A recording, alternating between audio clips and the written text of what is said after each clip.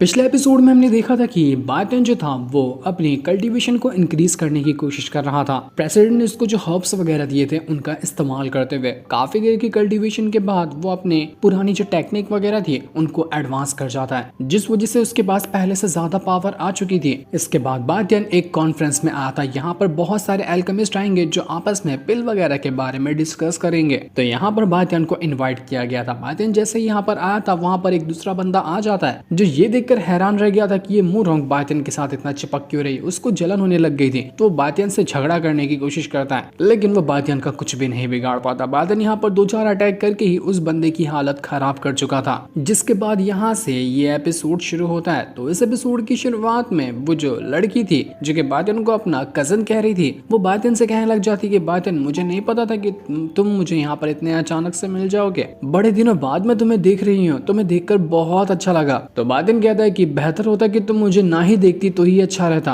क्योंकि मैं तुमसे मिलना बिल्कुल भी नहीं चाहता हूँ। तो ये सुनकर उसकी कजन कहती कि देखो बायटन, मैं तुमसे नफरत नहीं करती हूँ, मेरे अंदर कोई भी ऐसे बुरे ख्याल नहीं है तुम्हारे लिए, ना मैं कभी तुम्हें नुकसान पहुंचाना चाहती, तो तुम मुझसे नफरत क्यों करते हो? मैंने तुम्हारा कहाँ कुछ बिगाड़ा है। और हाँ, वैसे तुम अपनी आंटी के बारे में जानना नहीं चाहोगे, क्योंकि हम लोग ना अभी बहुत मुसीबत में है। मैं नहीं चाहती कि आंटी को कुछ भी हो जाए। तुम्हारी आंटी यानी कि मेरी मम्मी, तो उनके बारे में तुम्हें जानना चाहिए। लेकिन बायटन तो यहाँ पर कुछ भी सुनने को तैयार ही नहीं था। वो अपनी कजिन की बातों को इग्नोर कर रहा होता है, लेकिन उसकी कजिन तो हार मानने को तैयार ही नहीं। वो बार बार उसको मस्का लगा रही थी कि सुनो ना, मेरी बात तो सुनो, लेकिन फिर भी यहाँ पर बायटन कुछ भी सुनने को तैयार नहीं। लेकिन तभी वहां पर जहाँ पर ये सभी लोग बैठे हुए थे वो किन्वू आकर पहुंच जाता है, जिसने कई सारे सिपाहियों को पीट दिया था। वो यहाँ पर आने के बाद कहता है कि यहाँ तो सारे के सारे एल्केमिस्ट को बुलाया गया है ना बातें वगैरह करने के लिए, तो तुम लोगों को लगता नहीं कि मैं कोई एल्केमिस्ट हूँ? मुझे क्यों नहीं इन्वाइट किया गया यहाँ पर? इसलिए मैं बिन बुलाया मेहमान बनकर घुस आया हूँ, और अब जिसने भी मुझे इनवाइट नहीं किया है ना उसके लिए अच्छा नहीं होगा।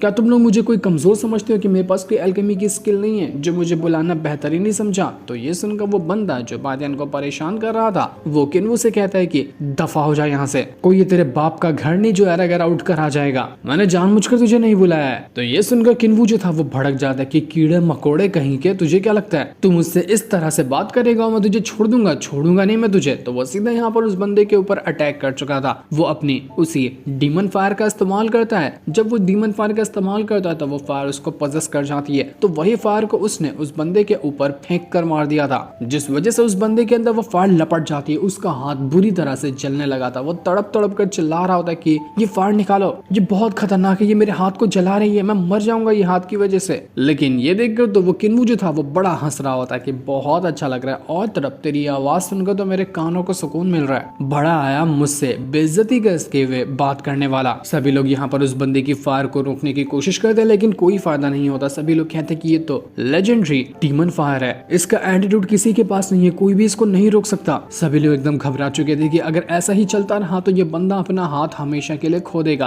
और शायद ये फायर उसके पूरे शरीर में भी लपट जाए। किन्वू जो था यहाँ पर और ज्यादा तकलीफ देने लग गया था उस बंदे को। वो कहता है कि मजा आ रहा है ना, मुझे यहाँ पर इस मीटिंग के अंदर इन्वाइट नहीं किया, तो यही मेरा छोटा सा गिफ्ट है तेरे लिए, और अच्छे से इस गिफ्ट का मजा ले तू। सभी लोगों की काफी कोशिशें यहाँ पर नाकाम हो रही थी, और जब सारे लोग यहाँ पर हिम्मत हार जाते हैं और वो बंदा तड़प तड़प कर भीख मांग रहा था कि कोई आकर मेरे हाथ को बचा लो, तब यहाँ पर बायटन आता है। वो अपनी आइस पावर का इस्तेमाल करते हुए पहले तो उस बंदे के हाथ को जमाता है और उस आइस को तोड़ देता है, जिस वजह से वो फायर यहाँ पर बुझ चुकी थी, और इस तरह से उस बंदे का हाथ बच जाता है, वरना तो हाथ के साथ साथ आज ये पूरा जलकर मर गया होता। पर ये देखकर जैसे ही किन्वू देखता है कि बायटन तू यहाँ पर आकर कैसे बैठा हुआ है, मेरी तो तुझ पर नजर ही नहीं गई थी, तू हमेशा मेरे काम में टांग घुसाने की कोशिश क्यों करता है? अपने आप को तू बड़ा स्मार्ट समझता है क्या? लेकिन तू कोई काम का नहीं है, तुझे कुछ टाइम के अंदर ही पता चल जाएगा कि मुझसे जो तूने पंगा लिया है ना इसका अंजाम कितना बुरा हो सकता है। आऊंगा मैं तेरे पास जरूर तुझे मारने के लिए। इतना कहने के बाद वो दुम दबाकर भागने की कोशिश कर रहा था, लेकिन सीधा सीधा बायटन दरवाजा ही बंद कर देता है कि क्यों मेरी जान, अभी तो आया ही था, अभी भाग रहा है? मैंने भागने की परमिशन दी क्या तुझे मैंने? या फिर सीधे सीधे बोलना कि मेरी शक्ल देखकर तेरी फट चुकी है इसलिए तू अपनी दुम दबाकर भाग रहा है। ये सुनकर वो जो किन्वू था वो भड़क जाता है कि बायटन तुझे मैं छोड़ूंगा नहीं, तू अपने आप को क्या समझता है कि पावर के बलबूते पे किसी को भी हरा लेगा? ऐसा नहीं होगा, तू आज यहाँ पर हारेगा। तो वो जैसे यहाँ पर बायटन के ऊपर अटैक करने वाला था, बायटन सीधा अपनी मार्शल स्वॉर्ड निकालता है और उस किन्वू के साथ फाइट करना शुरू कर चुका था। ये दोनों के बीच में बहुत जबरदस्त फाइट होती है। वो दोनों अपनी पावर का इस्तेमाल करते हुए एक दूसरे के ऊपर अटैक कर रहे थे, लेकिन बायटन तो कुत्तों की तरह मारता है उस किन्वू को, और ऐसा अटैक देकर उसको मारता है कि किन वो दरवाजा तोड़ते हुए सीधा मीटिंग हॉल के बाहर जाकर निकल चुका था। उसकी हालत यहाँ पर बुरी तरह से खराब हो चुकी थी। इस चीज को देखकर वो किन्वू जो था यहाँ पर अपने जितने भी साथी उसके छुपे हुए थे उनसे कहता है कि जाओ और इस बातियान को मार दो, जिंदा नहीं बचना चाहिए ये, मुझे इसकी लाश देखनी है। तो सारे के सारे बंदे पहुंच जाते हैं बातियान को मारने के लिए, लेकिन बातियान सिर्फ अपना हल्का सा ऑरा एक्टिवेट करता है और जैसे उसने अपना ऑरा एक्टिवेट किया था सब के सब बंदे उड़कर दूर फेंका जाते हैं। अटैक करने की तो जरूरत ही नहीं पड़ी, उसके ऑरा से इन सभी की वाट लग चुकी थी, जो देख कर किन वो पागल हो जाता है कि नहीं ये नहीं हो सकता, ये बातियान का ऑरा कितना खतरनाक है कि मेरे सारे बंदों को इसने ऐसे ही मार दिया। उसकी बुरी तरह से फट चुकी थी, वो कई बार भागने की कोशिश करता लेकिन बातियान उसको भागने तो नहीं देगा। वो जो लड़की थी जो बातियान के साथ गई हुई थी वो उसकी कजन से कहती कि तुम्हारा जो कजन है ना वो बहुत खतरनाक इंसान है, मैंने खुद अपने आंखों से उसकी पावर देखी है, सब के सब लोग उससे डरते हैं। तो बातियान की कजन कह रही थी हाँ तुम सच कह रही हो, सब के सब लोग डरते हैं लेकिन बस मेडिसिन वैली वालों को छोड़कर, अगर वो डरते ना बातियान से तो उसके साथ इतना बुरा नहीं करते। पर खैर कोई बात नहीं, उनकी भी शामत आने ही वाली है। तो वहीं किन्वू जो था वो यहाँ से अपना दुम दबाकर वापस से भाग जाता है। तो बातियान कहता है कि बस बहुत हो गया, तेरी दुम ही काट दूंगा ना तो इसलिए तू दबाकर भाग ही नहीं पाएगा, आज मैं तुझे छोड़ने नहीं वाला हूँ, ऐसा मारूंगा कि तू बचेगा ही नहीं, नाक में दम करके रखा है तूने। जैसे ही किन्वू यहाँ से भागा था उसके बच्चे को जो साथी थे वो लोग भी भागने की कोशिश करते हैं, लेकिन बातियान के जितने साथी वगैरह थे उन्होंने आकर उसको घेर लिया था कि अच्छा तुम भागोगे यहाँ से, तुम्हें भी हम मार डालेंगे, तुम्हारा ये किन्वू मरेगा तो उसके साथ साथ तुम भी मरोगे। दूसरी तरफ किन्वू जो था वो भागकर बातियान को किसी जंगल में लेकर आ जाता है और बातियान को यहाँ पर लाने के बाद उससे कहता है कि क्यों बातियान बन गए ना बेवकूफ, तुम्हें क्या लगता है कि मैं ऐसे ही डर के मारे भाग रहा था? नहीं, बल्कि मैं तुम्हें जानबूझकर यहाँ पर पीछा करवाते हुए लाना चाह रहा था और देखो तुम मेरे प्लान में फंसकर यहाँ पर आ गए, अब तुम यहाँ से जिंदा बचकर नहीं जाओगे क्योंकि यहाँ पर भरी हुई है डीमन फायर जो तुझे जलाकर खत्म करने के लायक है, तो तू अब यहाँ पर मरेगा। वो अपनी बहुत सारी डीमन फायर का इस्तेमाल करते हुए बातियान के ऊपर अटैक करने की कोशिश करता है। उसने किसी तरह का फॉर्मेशन बना लिया था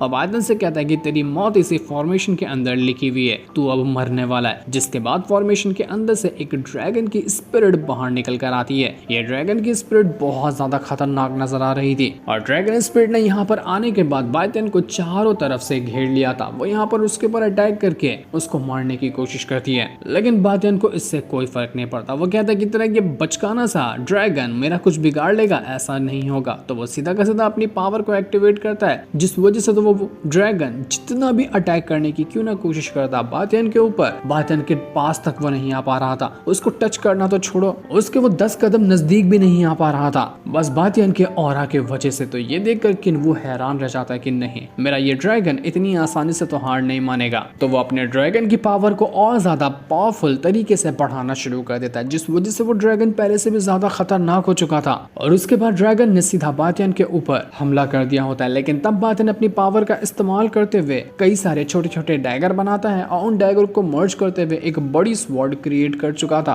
अब जैसे ये स्वॉर्ड क्रिएट हुई थी वो ड्रैगन सीधा का सीधा बातियान के पीछे आ जाता है। उसने अपना पूरा बड़ा वाला मुंह खोल लिया था ताकि एक ही बार में वो बातियान को निगल सके, पर जैसे ही वो यहाँ पर बातियान को निगलने की कोशिश कर रहा था वो उसको खा क्या पाता कि इसके पहले ही वो बड़ी वाली स्वॉर्ड आती है और ड्रैगन के आर पार होते हुए ड्रैगन का वहीं पर खेल खत्म कर चुकी थी। ड्रैगन तो यहाँ पर बड़ी बुरी तरह से निपट चुका था। बातियान किन्वू से कहता है कि क्यों किन्वू, बस इतना ही था या फिर कुछ और भी बाकी है तेरे पास? बड़े एटीट्यूड में मुझे यहाँ पर लाकर कह रहा था कि तू मुझे यहाँ पर फंसाने के लिए लाया हुआ है, लेकिन अब तो देखकर लग रहा है कि तू ही खुद यहाँ पर आकर फंस गया। क्यों, सच कह रहा हूँ ना मैं? तो ये देखकर यहाँ पर किन्वू कहने लग जाता है कि ऐसा लगता है ना तू अकेला बातियान नहीं, तेरे पास लगता है कि 4 सर है, 10 हाथ पैर है, एक अकेला इंसान इतना पावरफुल कैसे हो सकता है? तू इंसान ही है ना, लेकिन अब चाहे इंसान हो या गॉड क्यों ना हो फिर भी मैं तुझे छोड़ूंगा नहीं। तो वो यहाँ पर अपनी किसी और खास टेक्निक का इस्तेमाल करने लग जाता है। वो एक हार्ट फॉर्मेशन बना रहा था जो पावर उसके दिल के अंदर से बाहर निकल कर आई थी और ये फॉर्मेशन बहुत ज्यादा खतरनाक होने वाला है। वो उसी फॉर्मेशन का इस्तेमाल करते हुए बातियान के ऊपर अटैक करने की कोशिश कर रहा था। बातियान उस फॉर्मेशन के अंदर जाकर फंस जाता है और फॉर्मेशन बिल्कुल एक पिंजरे की तरह बातियान को यहाँ पर घेर चुका था। लेकिन वो यहाँ पर कहता है कि बस बहुत हो गया, अब तू यहाँ पर इस फॉर्मेशन से नहीं बचेगा, तू बच के इससे दिखा दे, मान जाऊंगा कि तू मेरे हर अटैक को डिस्ट्रॉय कर सकता है। इसके बाद वो यहाँ पर अपने 2 स्ट्रोक किल टेक्निक का इस्तेमाल करता है, जिस वजह से उस फॉर्मेशन की पावर और ज्यादा बढ़ चुकी थी और फॉर्मेशन के अंदर से अजीब अजीब अटैक तैयार हो रहे थे बातियन के ऊपर लगने के लिए। बातियन यहाँ पर पहले शांति से खड़ा था और शांति से खड़ा होने के बाद वो फॉर्मेशन को अच्छे से देख रहा होता है कि इस फॉर्मेशन की कमजोरी क्या है, और उस कमजोरी पे वार करके वो इस फॉर्मेशन को आसानी से डिस्ट्रॉय कर देगा।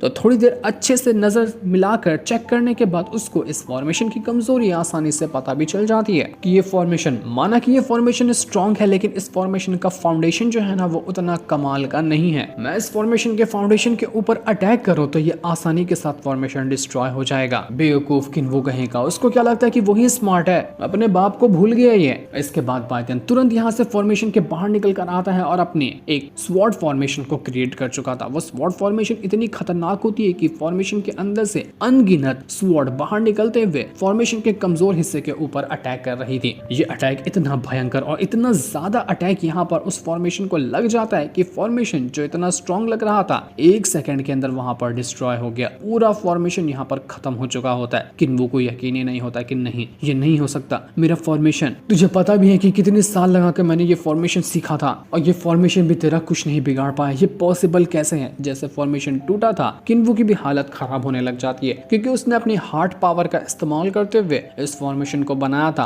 तो फॉर्मेशन के टूटने की वजह से उसको भी तकलीफ हुई। बातें यहाँ पर उस किन्वू से कहने लग जाता कि झुक मेरे सामने आकर और मेरे सामने आकर खुद को सरेंडर कर, अगर दया आ गई तेरे ऊपर तो तुझे मैं जिंदा छोड़ दूंगा, वरना इधर ही मौत के घाट उतार दूंगा। तो ये सुनकर किन्वू कहने लग जाता कि सरेंडर करो, वो भी मैं, और तेरे सामने सपने में भी नहीं। इस तरह के सपने तेरे लिए तो बने ही नहीं है। तू चाहता है ना मुझे मारना, तो ठीक है मार दे, मैं मरूंगा आज यहाँ पर, मुझे उससे कोई फर्क नहीं पड़ता, लेकिन अकेला नहीं मरूंगा, तुझे मैं साथ में लेकर मरूंगा, आज हम दोनों ही मरेंगे। तो वो और किसी खास तरह की टेक्निक का इस्तेमाल कर लेता है। उसने अपनी पूरी की पूरी जो डीमन पावर थी उसका इस्तेमाल करना शुरू कर दिया था और सारी की सारी पावर को मर्ज करते हुए वो एक बीस्ट का शेप ले लेता है। उसकी पावर एक बीस्ट के आकार में बदल चुकी थी। बातें यहाँ पर कहते हैं कि बस यार तू एक ही ऐसे घिसे पिसे अटैक कर रहा है, बड़ी मुसीबत कर दी तूने अपने लिए इस अटैक को रेडी करके, क्योंकि ये अटैक डिस्ट्रॉय हुआ तब तो तेरी जान जाना तय है। लेकिन किन्वू कहता है कि वो तो टाइम ही बताएगा कि यहाँ पर ये फॉर्मेशन खत्म होगा या तू खत्म होगा। तो ये देखकर बातियन कहता है कि अच्छा ठीक है, ये तेरी गलतफहमी अभी दूर कर देता हूँ। वो अपनी पावर का इस्तेमाल करते हुए कई सारे छोटे छोटे आइस के स्टोन बनाता है और उन नुकीले स्टोन को भेज देता है उसी बीस्ट के ऊपर। बीस्ट के ऊपर इतने ज्यादा वो क्रिस्टल जाकर लग रहे थे कि बीस्ट की हालत खराब होने लग जाती है। अनगिनत वो क्रिस्टल जाकर बीस्ट की वाट लगा रहे थे, लेकिन किन्वू बैठा हुआ अपनी पूरी जान लगा रहा था। उसको पता था कि ये अटैक उसको कैसे भी करके बातियन के ऊपर करना है। ये अटैक डिस्ट्रॉय हुआ तो कंफर्म कि वो मर जाएगा, तो वो अपनी पूरी जान लगा रहा था ताकि